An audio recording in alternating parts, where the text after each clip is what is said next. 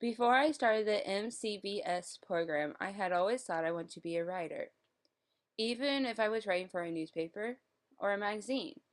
But at the time, I wanted to be a teacher and have a writing career, kind of like how some teachers are out there that do have a published book as well and is well known for their book.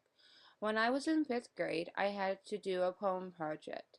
I got a good grade on it and realized I was really not bad at writing. So in my spare time, I started to write poems. For all 3 years in middle school, I started to take some of my favorite poems I wrote and made my own book to give to my teachers at the end of the year as a goodbye gift. When I was in high school, my reading/English teacher pulled me to the side and asked me if I've ever been published, and I always told them no, but I want to someday. I had always loved to write ever since I could write, but then I started to write poems to plays and stories. Because of that, I started to buy books and self-train myself in different formats of writing. Then I graduated from high school. I had I had continued my education at Toll's Career Technical Center in early childhood education.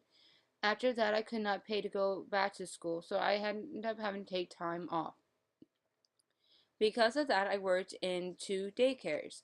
I was an infant teacher at Goddard School, and then I was a toddler teacher at La Petite.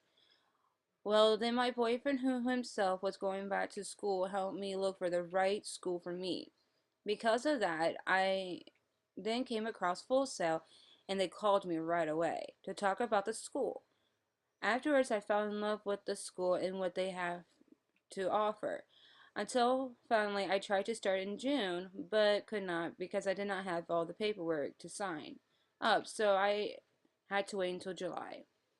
Ever since I decided to pursue my passion for media as a journalist, I started my class. I fell more in love with my career choice and found out I had more of addiction to what my career will be someday.